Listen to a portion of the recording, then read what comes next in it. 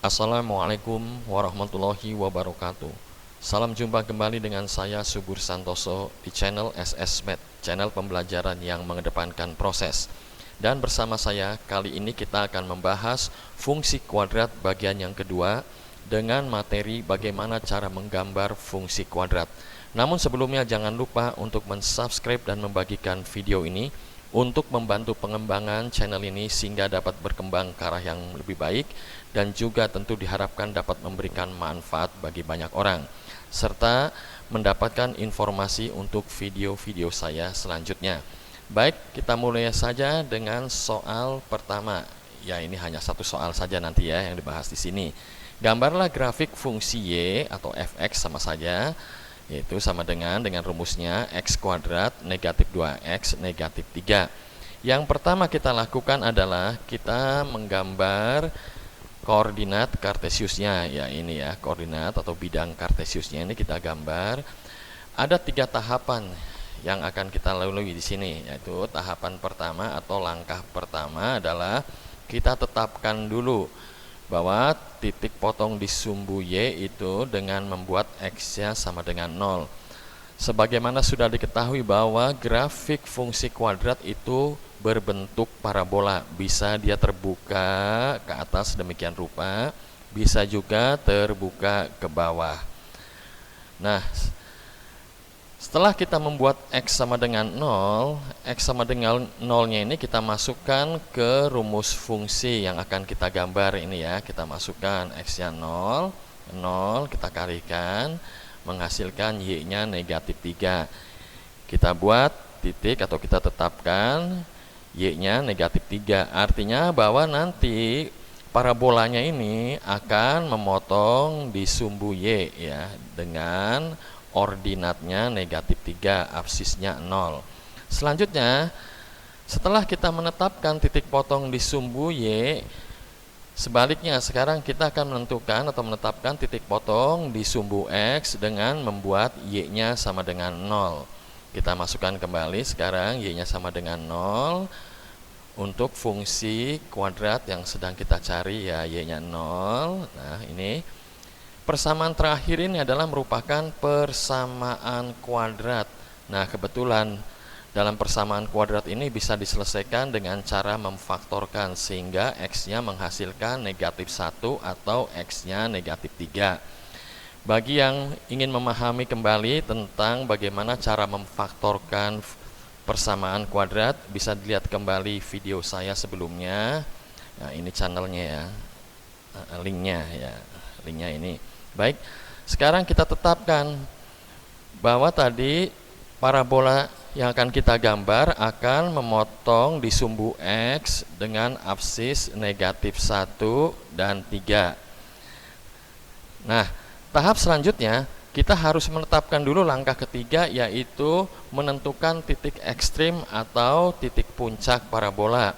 Dengan persamaannya ini atau dengan koordinatnya, maaf ini ya koordinatnya P untuk X titik puncaknya ini YP dengan X atau titik puncak pada sumbu, maaf titik puncak pada koordinat XP ada dengan XP sama dengan negatif B per 2A. Ini merupakan sumbu simetri, sedangkan YP nya ini adalah ordinatnya ini pada titik puncaknya ya dengan nilai negatif diskriminan per 4A. Ini bisa merupakan nilai maksimum, juga bisa merupakan nilai minimum. Kita lanjut ke menentukan sumbu simetrinya ya.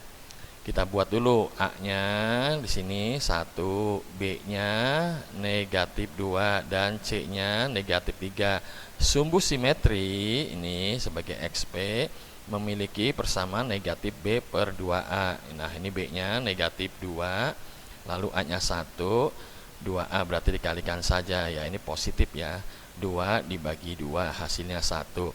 Inilah sumbu simetrinya 1, kita tulis ini ya, atau kita tetapkan titiknya, kita tarik garis. Nah, ini merupakan sumbu simetri. Kalau kita menghubungkan dengan kurva parabola sedemikian rupa terus, ini kelihatan tidak ada akhirnya karena sampai mana dia harus berbalik lagi. Untuk itu kita tetapkan untuk YP-nya atau ordinat puncaknya. Sebenarnya di sini persamaannya sama dengan negatif diskriminan per 4A. Tapi kalau kita tidak menggunakan ini, kita langsung menggunakan untuk XP-nya, artinya absis di titik puncaknya tadi 1 yang kita peroleh, masukkan saja ke fungsi yang sedang kita akan cari nih, gambarnya atau sketsanya kita masukkan. Nah ya, 1 pangkat 2 1 negatif 2 kali 1 negatif 2 negatif 3 1 dikurangkan 5 atau 1 negatif 5 hasilnya negatif 4. Nah di sini ordinat titik puncaknya pada Y-nya negatif 4. Nah, sekarang kita tetapkan sini titik puncaknya. Nah ini titik puncaknya. Titik puncaknya P 1 dan negatif 4. Inilah koordinatnya. Baru sekarang kita hubungkan semua titik yang kita cari, yaitu titik potongnya nih ya. Parabolanya memotong di sumbu X negatif 1 dan 3, lalu di sumbu Y, serta berbalik kembali setelah dia turun, naik kembali pada koordinat puncaknya 1,4. Ini yang kita sebut sebagai titik puncak. 1 sebagai sumbu simetris, negatif 4 kita katakan sebagai nilai minimum. Dikatakan minimum karena parabolanya terbuka ke atas. Ya, demikian penjelasan saya. Mohon maaf jika kalimat atau teknis penjelasan kurang berkenan.